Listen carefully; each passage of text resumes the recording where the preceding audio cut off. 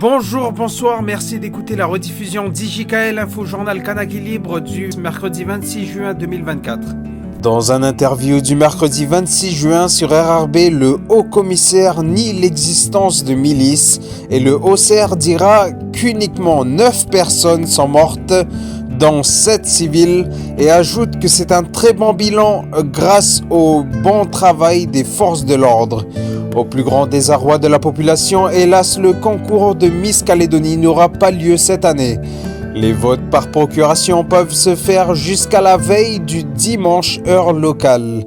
Dans un interview sur un de ses premières, Omaira Nesline, petite fille du seul Kanak ayant siégé à l'Assemblée nationale, elle s'engage à paver le chemin vers la pleine souveraineté du pays à l'Assemblée nationale et à effectuer les réformes économiques et autres réformes qui permettront l'émancipation économique du pays. Depuis le 13 mai, le Nord a fait une manifestation pacifique, mais ces derniers jours, au niveau des barrages, les esprits s'échauffent. Comme nous l'avions vu à Poya, de nombreux manifestants faisant face aux forces de l'ordre, à Bouraï aussi, une fusillade la nuit du lundi 24 juin. Suite à l'appel de mobilisation face aux prisons en France où sont les membres de la CCAT, une trentaine de personnes ont pu se rendre à la prison de Mulhouse pour soutenir Bichoutéen et une cinquantaine sur Dijon où se trouve Brenda Wanebo. On remercie la communauté du Caillou sur place, merci beaucoup. Grand soutien à la CCAT et notamment à Bichoutéen. Après un regain de violence observé dimanche en Nouvelle-Calédonie, de nouvelles tensions ont agité la nuit du lundi 24 au mardi 25 juin à différents endroits. Le haut-commissaire indique que 38 personnes ont été interpellées pour un total de 1512 interpellations en ce matin de 27 juin. Au minimum 7000 personnes ont perdu leurs emplois au cours des émeutes qui ont secoué la Nouvelle-Calédonie.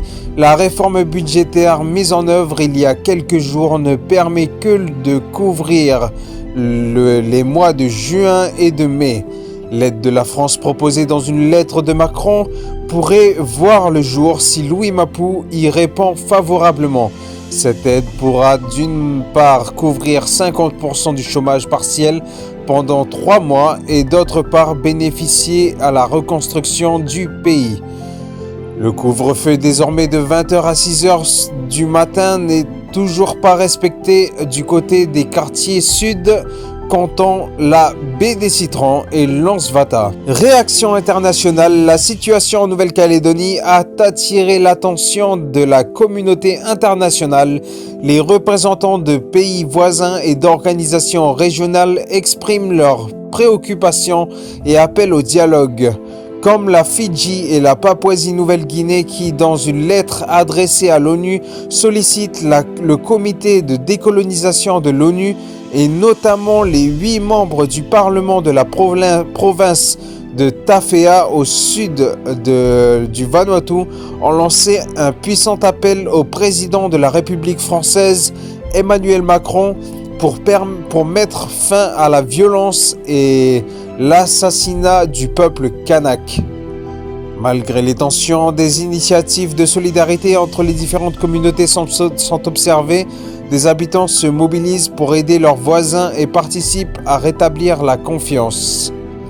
Alors, fait divers, un jeune homme de 23 ans victime d'une détresse respiratoire dimanche soir après avoir été sur un barrage à Caméré est décédé quelques heures plus tard au Medipol. Une enquête a été ouverte.